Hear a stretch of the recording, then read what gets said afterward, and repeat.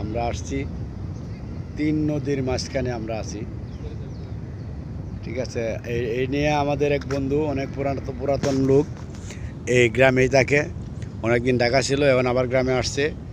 হ্যাঁ ভাই, কী অবস্থা? আপনি এই নদীর মাঝখানে দাঁড়ায় রইলেন, ত্রেপান্তর নদীর মুখের মধ্যে দাঁড়াইয়া কার কথা ভাবতেছেন একটু বলেন তো বাইরে। 16 বছর পরে, 16 বছর তাই? কাছে তারপরে 16 বছর পরে আসছি। এই বাজার থেকে তো অনেক দূরে না, তারপরেও এতদিন পরে কেন? আগে তো বেশিরভাগ আপনার সাথে আসতাম, হ্যাঁ। আর এখন হলো কাজে বিজি, ব্যবসা নিয়ে বিজি।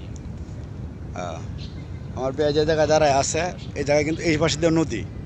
আসলে আমি বলি, আমি মুখ করি। হ্যাঁ হ্যাঁ হ্যাঁ। এটা হচ্ছে নেত্রকোনা জেলার পূর্বতলা থানার একটা অংশ। আমি যেখানে দাঁড়ায় আছি, আর আমার ডান পাশটা ওইদিকে ধরে, ডান পাশটা হচ্ছে খুলশাপুর ইনওয়ান, এটা পূর্বতলার ভিতরে পড়ছে এটা না? হ্যাঁ। আবার ওপারে ধরেন ওটা হচ্ছে আপনার নেত্রকোনা জেলা, থানা জেলা ওপার। ওই যে লোকটি বসে রয়েছে যে জায়গায়, এটা হচ্ছে নেত্রকোনা জেলা, হ্যাঁ। রৌফা ইনওয়ান। হ্যাঁ। আর আমি যেখানে দাঁড়িয়ে আছি বা আমি যেখানে আছি, এই যে নদীর যে সুইচ গেট, এটা হচ্ছে আবার পূর্বতলা প্রপার ইউনিয়ন, মানে আমাদের পূর্বতলা, আমি যে ইউনিয়নে আছি পূর্বতলা সদর ইউনিয়ন যাকে বলে।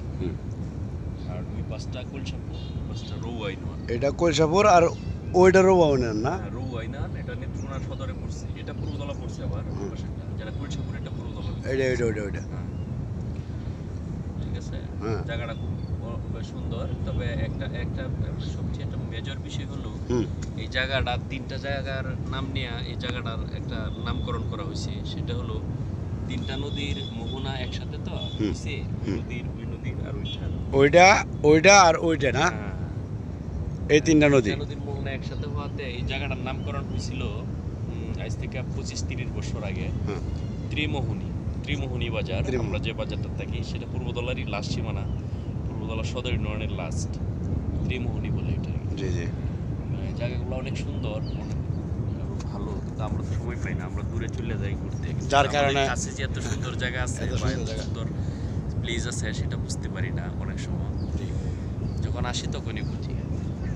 আসলে আমরা দাঁত থাকতে দাঁতের মর্ম বুঝি না, এটা হচ্ছে আসল কথা। এরকম, ঠিক আছে। আজকে আসছেন আপনি অনেকদিন পরে, আপনার নিয়ে আমিও আসলে অনেক দিন পরে আসছি বিয়ের সাথে।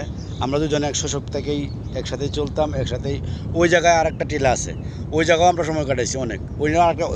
ওই টিলার পরে আবার একটা নদী আছে, ওই নদীর আর এই নদী এই তিন নদীর মুখের মাঝেই আমরা বেশিরভাগ সময় কাটাইতাম শৈশবকাল। এটা আমার সুইচ গেট আছে একটা, ওই যে এইটা হচ্ছে সুইচ গেট। এই জাল টাল আছে, জাল টাল দিয়ে আমরা মাছ মারতো, আমরা ফুটবল খেলতাম। হ্যাঁ, ওই যে ফুটবল খেলার মাঠ আছে, ওই যে ওই পাড়টা কলা গাছের পিছনে, যেটা শৈশবকাল কাটাইছি বেশিরভাগ এদিকেই।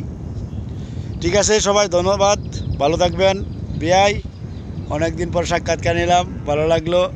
আর যারা দেখতেছেন সবাই লাইক কমেন্ট করে জানাবেন আপনাদের কীরকম লাগলো এই জায়গাটা।